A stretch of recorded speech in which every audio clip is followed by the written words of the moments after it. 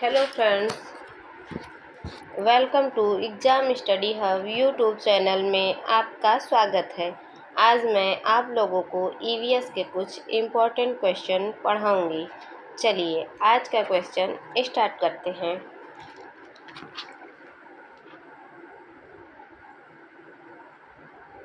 Question number 1, Mahatma Gandhi दक्षिण Africa कब गए थे? महात्मा गांधी दक्षिण अफ्रीका कब गए थे? आपका यहाँ 4 ऑप्शन दिया गया है। आपको बताना है कि महात्मा गांधी जो हैं वो दक्षिण अफ्रीका कब गए थे। Option A 1887, option B 1893, option C 1897, option D 1901। आपको बताना है कि महात्मा गांधी दक्षिण अफ्रीका कब गए थे। आपका जो इसमें राइट आंसर है वो है आपका ऑप्शन बी 1893। 1893 में महात्मा गांधी दक्षिण अफ्रीका गए थे। महात्मा गांधी अब्दुल्ला के बुलाने पे 1893 में गए थे। इनकी उम्र उस टाइम जब ये दक्षिण अफ्रीका गए थे उस टाइम इनकी उम्र 24 साल की थी उस समय। लेकिन ये वापस 9 जनवरी 1915 को आए थे। भारत इसी दिन 9 जनवरी को प्रवासी दिवस के रूप में मनाता है। 9 जनवरी को प्रवासी दिवस के रूप में मनाया जाता है। और वापस आए तो इनकी उम्र 45 साल हो गई थी। 21 साल बाद ये दक्षिण अफ्रीका से भारत आए थे। भारत आने पर इन्होंने भारत भर में भ्रमण किया था और 1916 में बीएचयू के स्थापना में इन्होंने भाषण दिए थे। और राजकुमार शुक्ल के बुलाए जाने पर फिर उन्होंने 1917 में बिहार चंपारण में सत्याग्रह में जाते हैं। फिर उसके बाद इन्होंने 1918 में अहमदाबाद मिल में जाते हैं। फिर इसके बाद इन्होंने खेड़ा आंदोलन में जाते हैं। फिर उसके बाद इन्होंने महात्मा गांधी 1920 में असहयोग आंदोलन करते हैं। फिर 1930 में सविनय अवज्ञा आंदोलन करते हैं और 1942 में भारत छोड़ो आंदोलन करते हैं।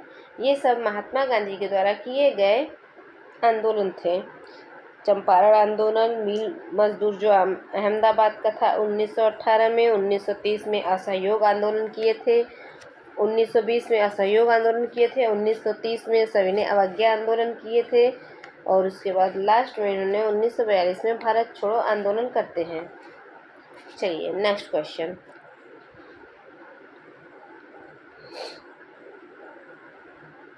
क्वेश्चन नंबर 2, कौन सी नदी घाटी दक्षिण के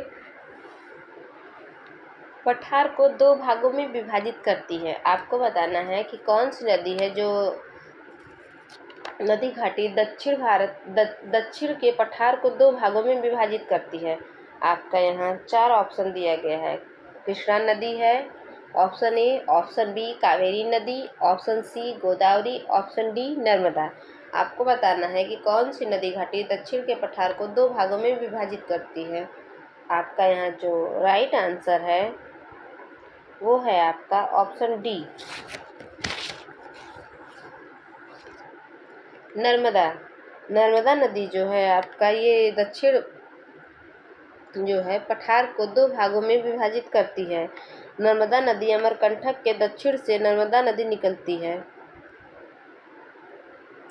और उत्तर भारत जो है उत्तर अपवा तंत्र और दक्षिण अपवा तंत्र को ये नर्मदा नदी अलग करती है। नर्मदा नदी पे ही सरदार सरोवर बांध बनाया गया है। नर्मदा नदी मालवा के पठार को और दक्कन के पठार को अलग करती है। आपका जो ऑप्शन ए है कृष्णा नदी, कृष्णा नदी महाराष्ट्र में महाबालेश्वर से निकलती है और आपका महाराष्ट्र, कर्नाटक, तेलंगाना, आंध्र प्रदेश में कृष्णा नदी बहती है। कावेरी नदी, कावेरी नदी को हम दक्षिण की गंगा कहते हैं और दक्षिण भारत की सदा नीर नदी है। यहाँ पे हमेशा वर्ष भर जल इस नदी में बना रहता है क्योंकि इस नदी में लौटते हुए मानसून से भी वर्षा होती है। और आपका जो हेमवती, अकीरवती, और भवानी, अमरावती इसकी जो है कावेरी की सहायक नदी है। और जो आपका गोदावरी है वो त्रयंबक पहाड़ी से निकलती है। और गोदावरी नदी महाराष्ट्र, छत्तीसगढ़, तेलंगाना, आंध्र प्रदेश, उड़ीसा में बहती है। चलिए नेक्स्ट क्वेश्चन।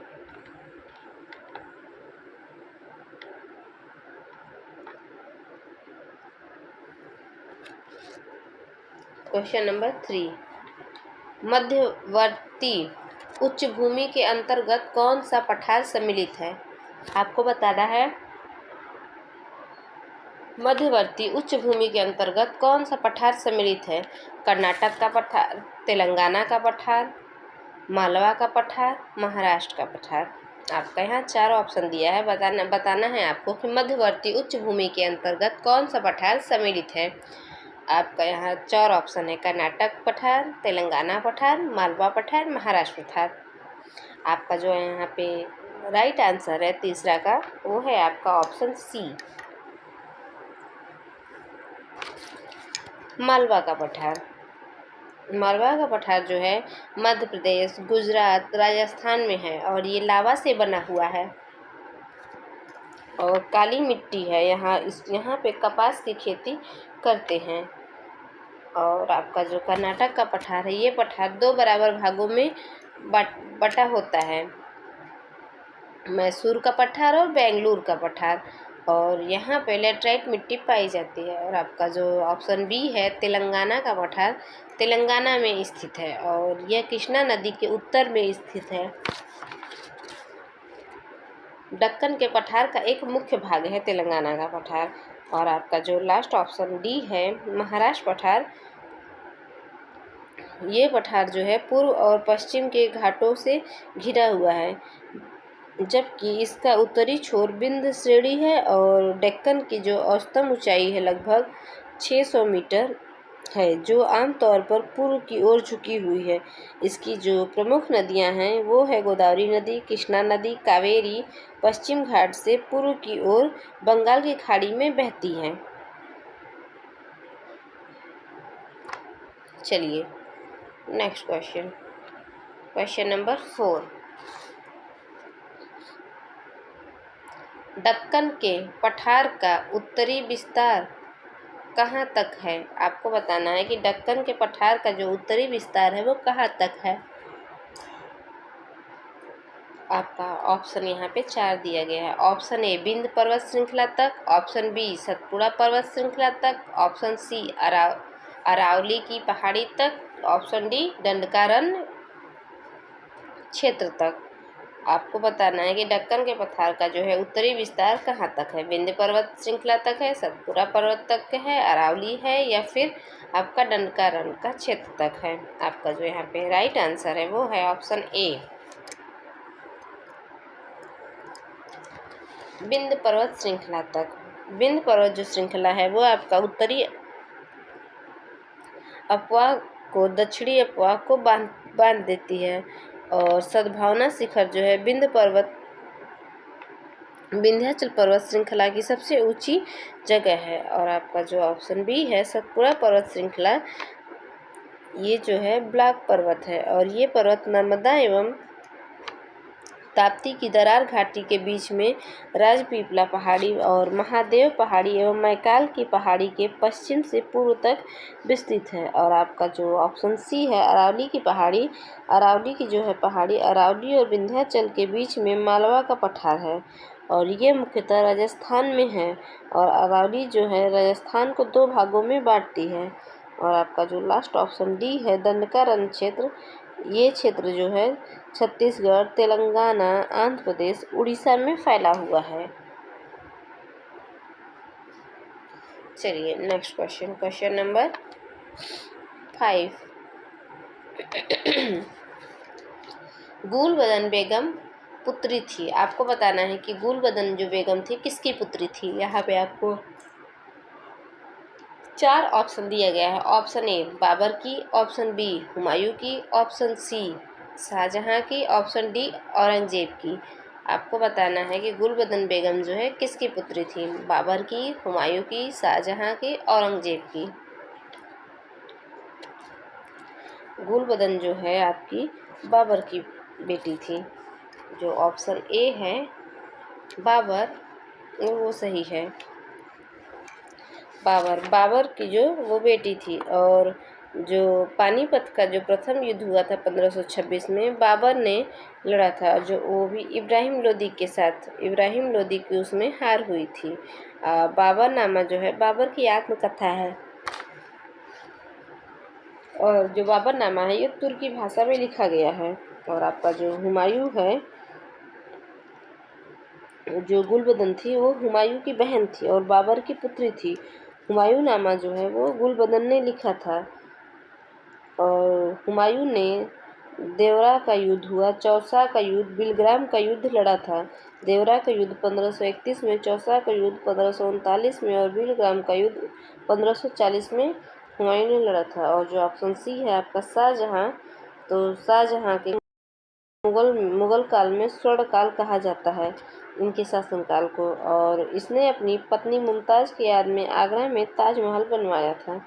और आपका जो ऑप्शन डी है औरंगजेब, औरंगजेब का जो शासनकाल था वो 1658 से लेकर 1707 ईस्वी तक चला था। 1707 में औरंगजेब की मृत्यु हो गई थी और शाहजहां का बेटा था। और 1673 में लाहौर की बादशाही मस्जिद बनवाई थी। Next question number 6। Doctor B R. Ambedkar ने संविधान का हृदय और आत्मा किसे कहा है?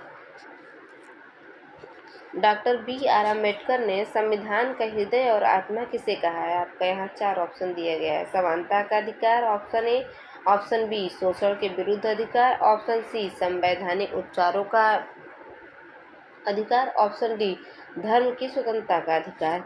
यहाँ पे आपको बताना है कि जो डॉक्टर बी.आर. अम्बेडकर ने थे वो संविधान का हृदय और आत्मा किसे कहा था? आपका जो यहाँ पे राइट आंसर है वो है आपका ऑप्शन सी संवैधानिक उपचारों का अधिकार। ये जो है अधिकार आपका अनुच्छेद 32 है। और अनुच्छेद 32 में 5 प्रकार की रिट जो है जारी की गई है। और आपका जो ऑप्शन ए है समानता का अधिकार, ये है आर्टिकल 14 से 18 में इसका उल्लेख किया गया। और शोषण के विरुद्ध का अधिकार आर्टिकल 23-24 में है। और आपका जो धर्म की स्वतंत्रता का अधिकार है वो 25, 26, 27 और 28 आर्टिकल में है। और संविधान की आत्मा जो है प्रस्तावना को कहा गया है, लेकिन बी.आर. अम्बेडकर ने इसे संवैधानिक उपचारों को हृदय और आत्मा कहा है। और आपका जो मौलिक अधिकार है मूल संविधान में 7 थे, वर्तमान में मौलिक अधिकार जो 6 हैं। मौलिक अधिकार जो है अमेरिका से लिया गया है और संपत्ति के अधिकार को हटा दिया गया है। 44वें संविधान संशोधन के द्वारा 1978 में इसे हटा दिया गया है। और अब 301 में संपत्ति के अधिकार को शामिल किया गया है। ये लीगल राइट है। चलिए नेक्स्ट क्वेश्चन नंबर 7। भारत की संविधान सभा किसके कहने पे बनाई गई थी? आपको बताना है कि जो भारत की संविधान सभा है किसके कहने पे बनाई गई थी। 4 ऑप्शन है। Option A Simon commission, option B Cripps mission, option C August offer, option D cabinet mission. आपको बताना है कि भारत की संविधान सभा किसके कहने पे बनाई गई थी। आपका जो यहाँ पे राइट आंसर है वो है आपका ऑप्शन डी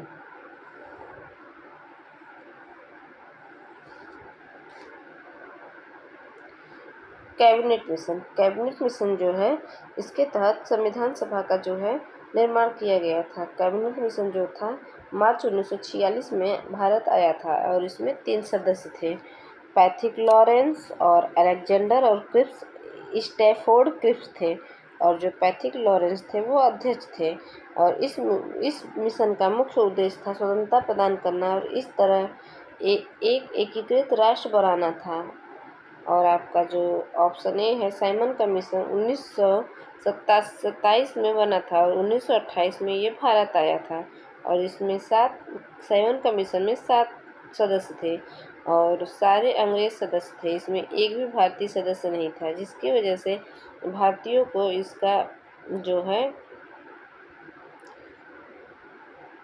इसका विरोध करना पड़ा कि इसमें भारतीय नहीं है। 1828 में जो है गो कमीशन हो गया था, साइमन कमीशन गो। और उसके बाद इसका जो है गठन भारत के राजनीतिक सुधारों का पूरी तरह से आकलन करने के लिए किया गया था। और आपका जो ऑप्शन बी है, क्रिप्स मिशन 1942 में भारत आया था। यह मिशन भारतीय राज्य व्यवस्था में कुछ संवैधानिक सुधार करने के प्रस्ताव लेकर भारत आया था। नेक्स्ट क्वेश्चन, क्वेश्चन नंबर 8, संविधान सभा ने राष्ट्रगान कब अपनाया था? इसमें आपको बताना है कि संविधान सभा ने राष्ट्रगान कब अपनाया था। ऑप्शन ए 22 जुलाई 1947, ऑप्शन बी 22 जनवरी 1947,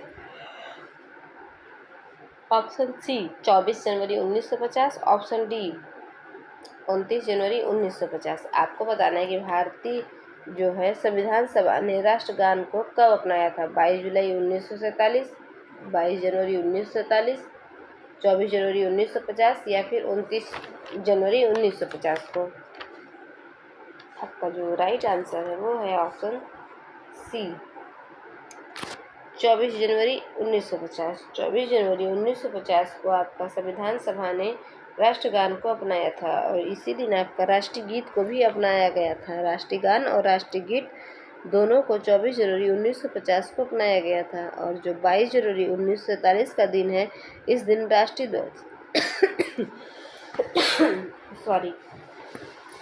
ध्वज अपनाया गया था। और आपका जो 22 जनवरी 1947 है, प्रस्तावना स्वीकार किया गया था।